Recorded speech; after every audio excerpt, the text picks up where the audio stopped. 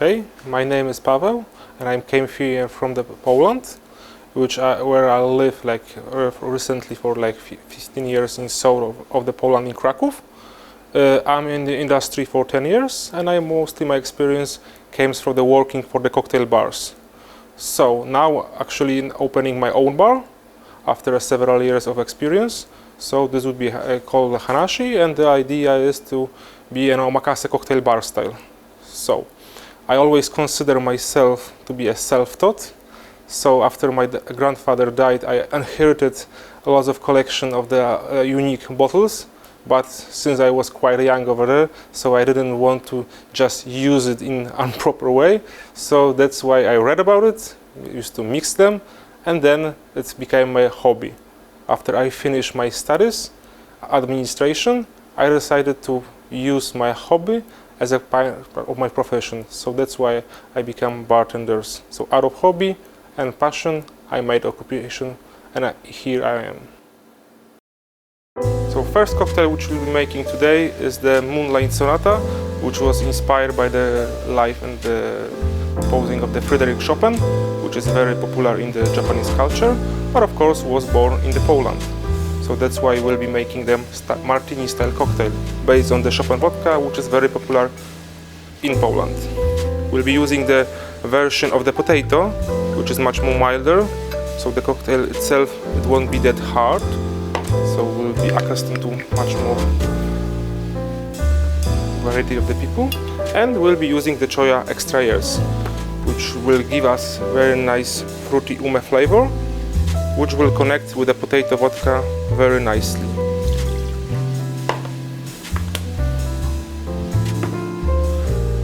At the last we'll be using the Noilly Prat vermouth, which is the French dry vermouth, since the Frédéric Chopin emigrated to France.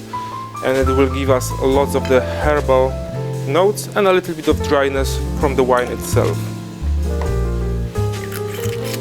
As a last, I will use my homemade ume fruit cordial just to elevate a little bit of the feeling of the ume tini style cocktail.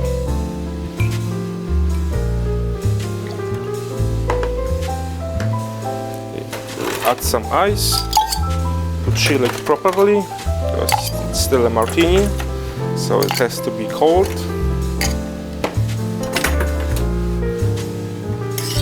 And here we have.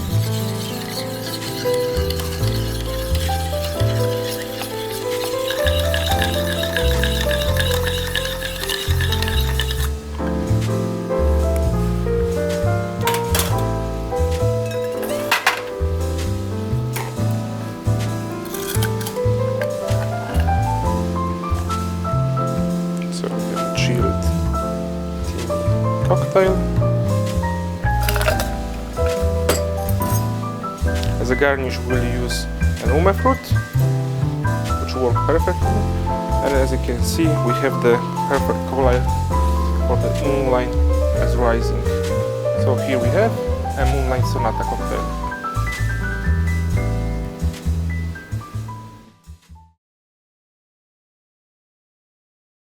Actually, it couldn't been a better year, to be honest, since I mentioned I opening my own bar, which is very Japanese bar culture oriented. So that's why being actually in Japan is very important, so for which I'm very grateful.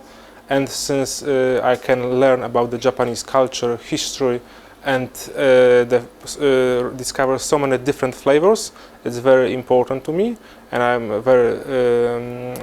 I will use it in a proper way to introduce it in my way. And since CHOYA will play a big role in the Hanashi, I think the seeing as umeshu is produced and to have a possibility to talk with people who are actually behind the CHOYA is also a very nice, because I can actually put it into and educate people in the Europe as well. Thank you. Another cocktail we'll be having today is the Japanese connector, a little bit twist on the French 70i cocktail, so it'll be which is a very refreshing one. So I think it'll be fitting with the CHOYA craft of fruits. So we'll be using the żubrówka, bison grass, another product from Poland, which is very popular in Japan. And since it's very nice, so it works very nice with the fruity cordial or the liqueur such as umeshu craft fruits. So the bison grass, then of course choya craft fruits, which is one of the very fruitiest one. So in the cocktail like that works the best. I've made especially for this cocktail apple thyme cordial. Apple works very nice with either of bison grass or the ume fruit, and the thyme will give nice herbal refreshment. So we'll be using apple thyme cordial in this. To give some acidity to the cocktail, which of course is also present in the choya craft fruits, we'll use some lemon juice to it.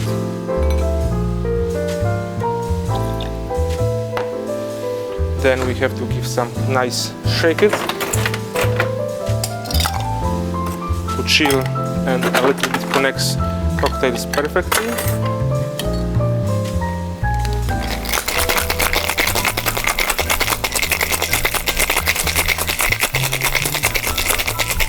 Okay.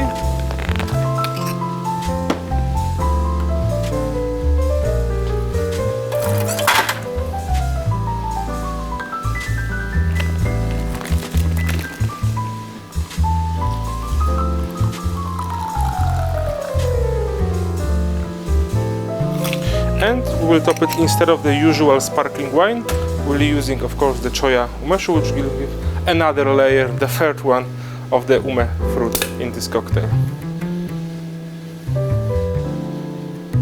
Here you have it.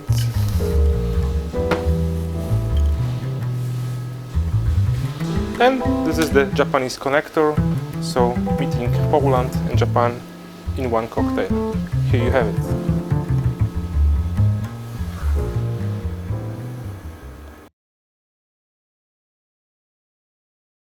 Yes, yes. Usually, when you come as a bartenders, you came from the barback position, and sometimes the ideal way is come from the barback to the owners.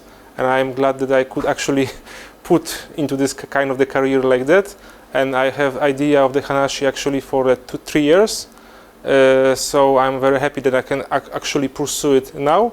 So now we are making renovation, and I think in a few months will be open. Why Japan? Because first of all, I am very fond of the Japanese liquors, and second of all, actually in Poland and in the Europe now, the Japanese culture is very popular, and still is a niche for the omakase, because there is not in Poland omakase cocktail bar style yet. And I was always eager to find a niche on the market and to fill it. And I think that for the Polish people, it will be a very interesting experience to have a omakase sets experience as a whole idea. So another cocktail for this evening is gonna be like the Ume Awakening cocktail, which is then espresso martini cocktail style. So recently I found that the bison grass vodka works perfectly with the coffee flavor because of its natural nuttiness. So we'll be using the bison grass as a base of the cocktail. Instead of the traditional coffee liquor, we'll be using a choya cocktail, which is very rich, deep on the flavor, which actually works perfectly with the coffee. So I very often use it in this way.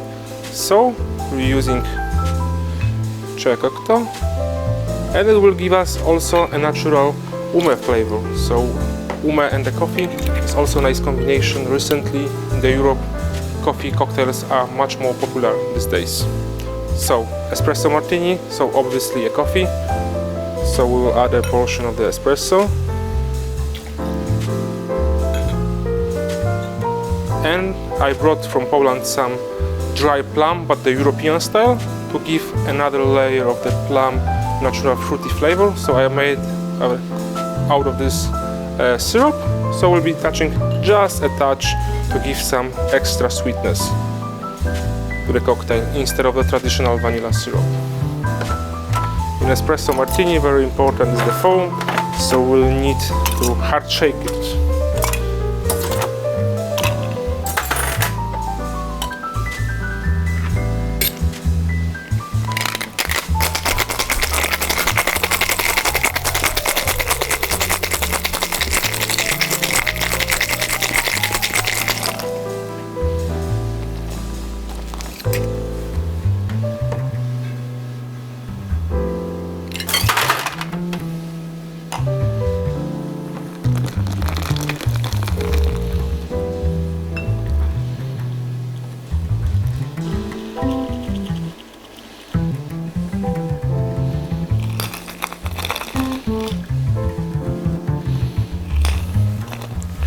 And as a traditional espresso martini cocktail style, we will be decorating it with the coffee grain. So the traditional 3 ways, one for the health, one for prosperity, and the third for well-being. Here you have the Ume Awakening cocktail.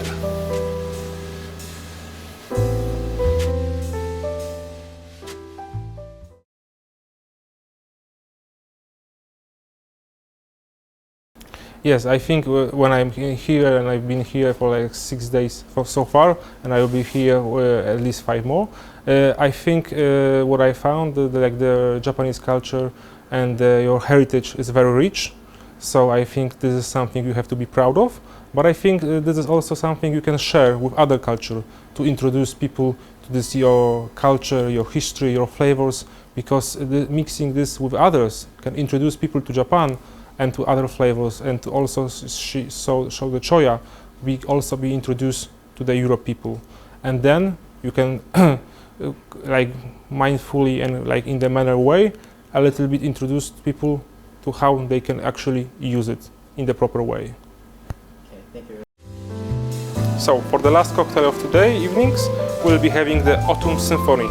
So again, inspiration by the Chopin, but in this cocktail we will be in the slightly different mood, more autumn, chill, relaxing style highball cocktail.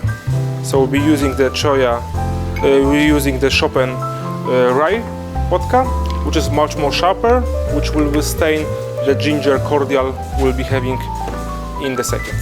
We'll be having like the Choya 3 years umeshu, which in this case will give us much more richer ume flavor and will connect with the ginger cordial very nicely.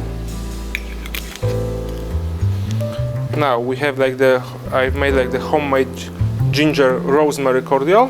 Rosemary will give us a little bit herbiness, but ginger will give us nice warming up for the autumn times. So ginger cordial, and also ginger works perfectly with the umeshu. A little bit acidity in terms of the lemon juice, just to give some acidity and tartness, and we'll be finishing it with the ume soda, because as you can clearly see, it's a highball, which I find in Japan a very popular style of the cocktail. Here we have a little bit of mix.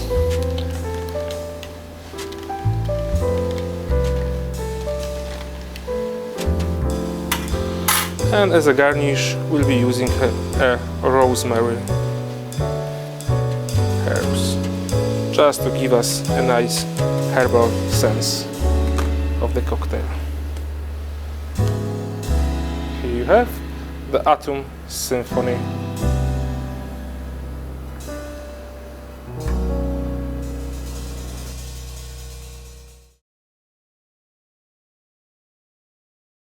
Okay, I think since the Choya is the biggest producer of the umeshu, it's already like the established position on the market. But I think what is most important at the moment now for the company is to raise awareness about the umeshu itself in the Europe and the United States, because by doing so you can introduce people more to the product itself.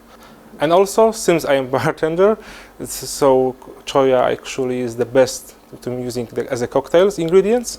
So I think the promoting through the cocktails, so for example collaborating with the bartenders community, which is very important to make some unique cocktails and present umeshu and Choya through cocktails, is the most important, I think, because this is the way you can actually get to the people attention, because now cocktail community and cocktail world is rising as never before.